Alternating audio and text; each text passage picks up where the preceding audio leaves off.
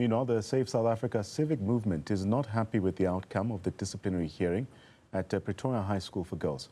The school governing body cleared the 12 learners that were accused of racism. Joining us now is Tebogo Mashilompane, who's a Save SA Civic Movement campaign director. Tebogo, pleasure to have you on the program, despite the circumstances, of course. So Save South Africa Civic Movement has expressed strong dissatisfaction with the disciplinary hearing outcome, of course referring to the Pretoria High School for Girls incident. Can you elaborate on the specific issues or even grievances that you have with this decision made by the SGB? No, thank you, Mr. Santa, and also your viewers there, and greetings to all. Yeah, you know, we are not happy with the outcome. We strongly condemn this outcome simply because it does not address what actually happened. Because look, kids are coming, it's 2023, they're saying to you, principal, we are experiencing a racial abuse in the school, and you keep quiet. Now comes to 2024, the matter goes on again. And then now you come back again as a chairperson of the disciplinary committee and say, no, I did not find anything wrong with this complaints.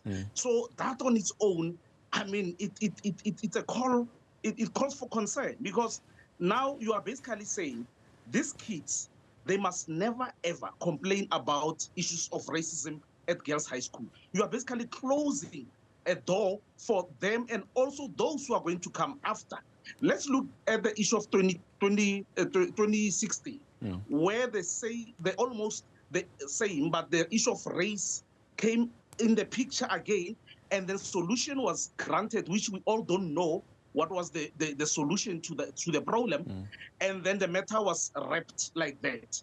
And then it comes back. It shows you that nothing really happened in 2016. So if we leave this matter again like now, it means it's going to continue again. The chairperson never applied her mind clearly when coming to this issue. Actually, we are saying she has defended the principal of the school by clearing these learners. The idea of clearing the learners is that she wanted the Gauteng department to clear the principal, because when you clear the kids, you are basically saying there is no case here, and we are not happy with that.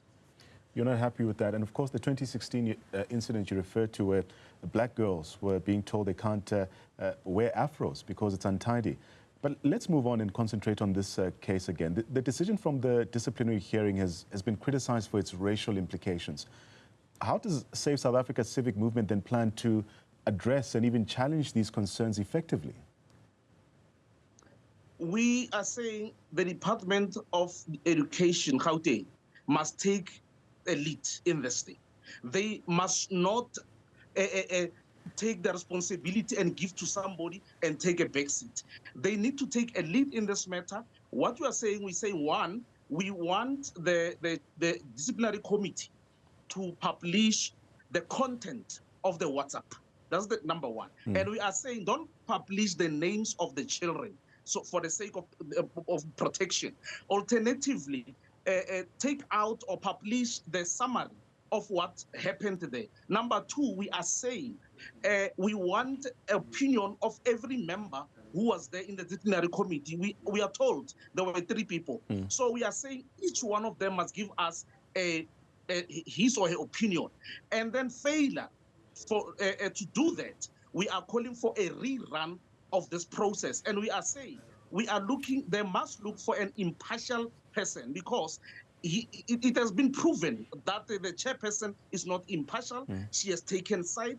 She never considered where we are as a country and where we are coming from, and what the implication of this will be, especially when coming to this outcome. So those are the 2 demands that we are making. And thirdly, we are saying, if number 1 and 2 fails, let be a rerun, and then we are looking they must look for somebody who is impartial, somebody who's not attached to the school. Because now the person, remember, this advocate is attached to the school.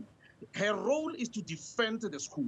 So she will do everything possible to defend the school. And we understand that there's a, she used her status to intimidate those that are in the in the team, because you can see how they profile her. They say she is an advocate. She is an advocate, meaning she knows everything. She can decide on everybody. So we cannot sit back and watch while that thing happens. We are saying let there be impartial person. If she fails to publish number 1 and 2, and then 3, let there be impartial person, and let there be a rerun. But it's interesting you say that, because unfortunately that's not how the process is run, and it's usually done through the school governing body. Maybe allude to that as we also move to the next theme around you mentioning that the chairperson's decision could really perpetuate this racial inequality and abuse. Speak to the specific steps that you believe need to be taken to really rectify the situation. Yeah, I understand that the governing body should take charge, but when the governing body fails, who must take charge? Gauteng Department of Education. Because I don't think our black kids are crazy. I don't think they are mad. I don't think they are crying babies. They've got facts on this one. So if they cannot find something there, then let us look for someone else who can find something in those particular things. Because some of us, we've seen those things. We know what it means. You understand? So we understand that there is a racial attack or racial abuse in the comments. So that is why we are saying that. So the steps are very simple.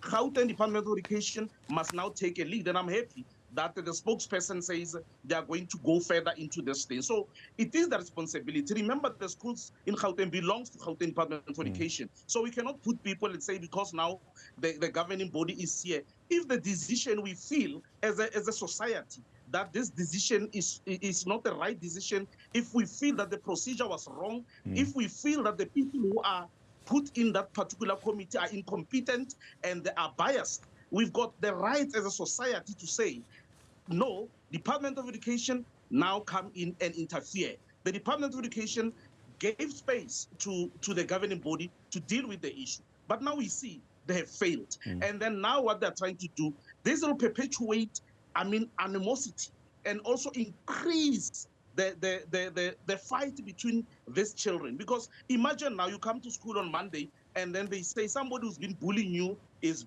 back here, and then there's nothing wrong that happened to you. So just go to class and forget about everything. That's unfair to our children. Let's look further into the role of the Gauteng Department of Education. There have been developments. Maybe speak to the role of the department and the ministry itself on education in this context. What actions do you expect them to take in response to this call that you are making as Save South Africa's civic movement? We are saying racism is entrenched in this country. We never dealt with this issue after '94. We took for granted that, we've ended apartheid, and the truth is apartheid is still there.